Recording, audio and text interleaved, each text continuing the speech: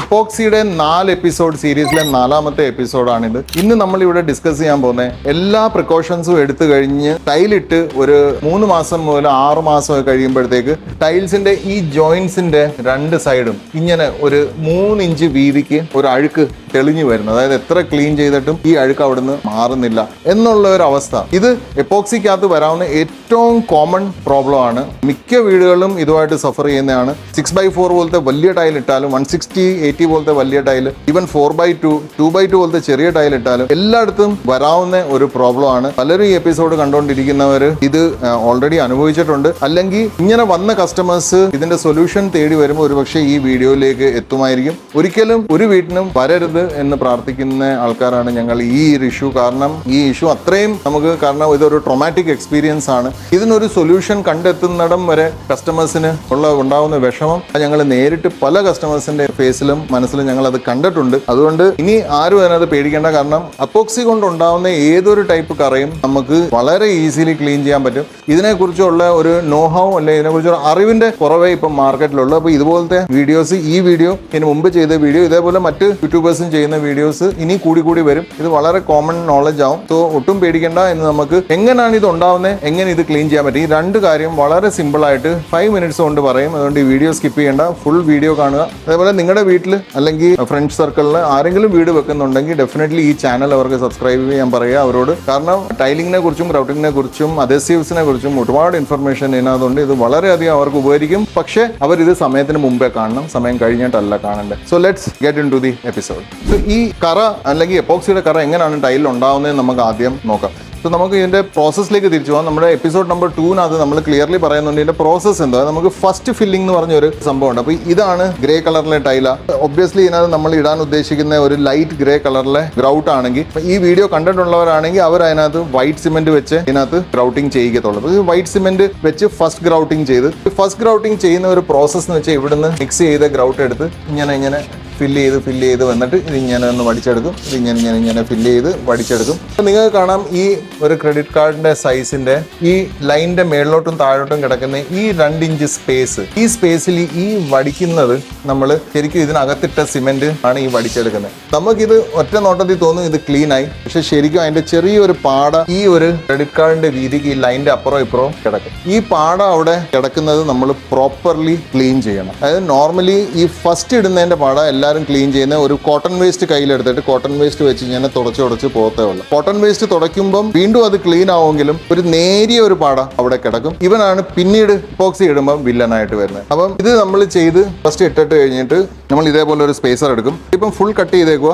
Full cut ചെയ്യാതെ ഒരു 3 mm നിർത്തിക്കൊണ്ട് കട്ട് ചെയ്തിട്ട് ആ പോർഷൻ ഇതിനകത്തോട്ട് കയറ്റി ഇങ്ങനെ വടിച്ചെടുക്കുമ്പോൾ നമുക്ക് ഫസ്റ്റിന്റെ ട്രാക്ക് കിട്ടും. ഈ ട്രാക്കിനകത്താണ് പിന്നെ നമ്മൾ എപ്പോക്സി കലക്കി ഒഴിക്കുന്നത്. അപ്പോൾ എപ്പോക്സി എപ്പോഴും ഒരു സോഫ്റ്റ് പരുവായിരിക്കും. അതായത് തേൻ പരുവത്തിലാണ് നമ്മൾ ലൈറ്റ് ഷെയ്ഡ്സ്, ഇതുപോലത്തെ ലൈറ്റ് ഷെയ്ഡ്സ് നമ്മൾ ഇടുവാണെങ്കിൽ എപ്പോഴും ഒരു തേന്റെ പരുവത്തിൽ വേണം അത് ഇടാൻ. അപ്പൊ തേന്റെ പരുവത്തിൽ ഇന്ത്യയിൽ ജനറലി ആരും ഗ്രൗട്ടിങ് ചെയ്യാറില്ല.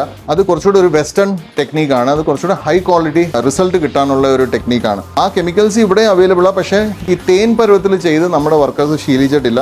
തേൻ പരുവത്തിൽ ചെയ്താൽ, ലൈറ്റ് ഷെയ്ഡ് ചെയ്താൽ നമുക്ക് കിട്ടുന്ന ഒരു 3ാമത്തെ എപ്പിസോഡിൽ നമ്മളത് ക്ലിയർ ആയിട്ട് പറയുന്നുണ്ട്. തേൻ പരുവത്തിൽ ഇതിനെ ചെയ്ത് കഴിഞ്ഞാൽ നമുക്ക് ഇതിന്റെ സ്പൈക്സ് എല്ലാം ഇല്ലാതാക്കി നമ്മുടെ നഖത്തിന്റെ ഒരു കൺസിസ്റ്റൻസി, നമ്മുടെ നഖത്തിന്റെ സർഫേസിന്റെ ഒരു കൺസിസ്റ്റൻസി നമുക്ക് വരണമെങ്കിൽ നമ്മൾ ഇതിനകത്ത് റെസിൻ കൂട്ടിയിടണം. റെസിൻ കൂട്ടുമ്പോഴാണ് നമുക്ക് ഈ ഇടുന്ന എപ്പോക്സി ഒരു തേൻ പരുവത്തിൽ കിട്ടുന്നത്. സോ ആ തേൻ പരുവത്തിലുള്ള റെസിൻ ഇതിനകത്ത് ഒഴിക്കുമ്പോഴും, ഇനി തേൻ പരുവത്തിലല്ല നമ്മളൊരു ചക്ക കുഴച്ച പരുവത്തിലാണ് ഇത് നോക്കുന്നത്, അതായത് ഒരു ചവൻപ്രാഷിന്റെ പരുവം, അതാണ് അതിന്റെ കറക്റ്റ് പരുവം. നമ്മുടെ നാട്ടിൽ പണിക്കാർ യൂസ് ചെയ്യുന്നത് നമ്മൾ ഡാബർ ചവൻപ്രാഷ് മേടിച്ച് ഒരു സ്പൂണിലെടുത്താൽ എങ്ങനെ അത് വരുന്നത്, ആ പരുവത്തിലാണ് നമ്മൾ യൂസ് ചെയ്യുന്നത്. അഗെയിൻ ഫസ്റ്റ് ചെയ്തപ്പം സിമെന്റ് വെച്ച് എന്ത് ചെയ്തോ അത് തന്നെ എപ്പോക്സി വെച്ച് അവർ ചെയ്യും. കുറച്ചെടുത്ത് ഈ പുട്ടി ബ്ലേഡിനകത്ത് എടുക്കും. എന്നിട്ട് ആദ്യം തേച്ച കണക്ക് തന്നെ 4-5 സ്ട്രോക്ക് ലൈനിന്റെ പുറമെ അടിച്ചിട്ട് ഒറ്റപ്പെടുത്താൻ പറ്റും.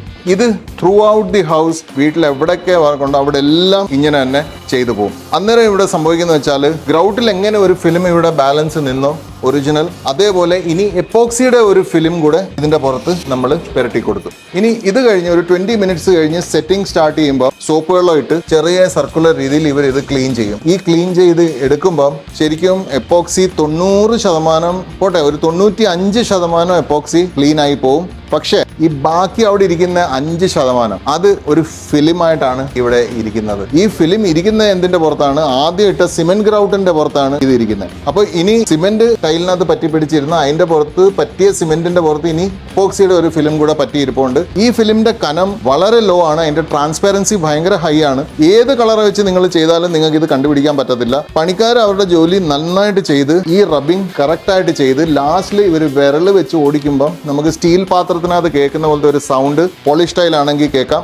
അല്ലെങ്കിൽ മാറ്റ് ഫിനിഷ് ആണെങ്കിൽ ഒരു ചെറിയ ബ്ലേഡ് എടുത്ത് നേരെ പുതിയ ഫ്രഷ് ബ്ലേഡ് എടുത്ത് ചെറുതായിട്ടൊന്ന് ചുരണ്ടി എടുക്കും. ആ ബ്ലേഡിനകത്ത് എന്തെങ്കിലും കണ്ടന്റ് കയറി വരുന്നുണ്ടോ എന്ന് നമുക്ക് അറിയാൻ പറ്റും. സോ ഈ 2 ടെസ്റ്റ് മാറ്റിനും പോളിഷിനും നമുക്ക് ചെയ്യാവുന്നതാണ്. അത് ചെയ്താൽ ഇത് കണ്ടുപിടിക്കാം. അല്ലെങ്കിൽ നോർമലി എത്രയാണോ അവർ ഈ എത്ര സർക്കിൾ ചെയ്യുന്നോ അത് നോർമൽ അതിനൊരു കണക്കുണ്ട്. ആ കണക്കിനെക്കാട്ടിലും ഷോർട്ട് കട്ട് അടിച്ച് കാഴ്ചയിൽ ഇത് ക്ലീൻ ആകുമ്പോൾ തന്നെ അവർ ഈ ക്ലീനിങ് അങ്ങ് നിർത്തും. പക്ഷെ കാഴ്ചയിൽ അത് ക്ലീൻ ആകുമ്പോഴും അവിടെ ഫുള്ളി ഇത് ക്ലീൻ ആയിട്ടില്ല.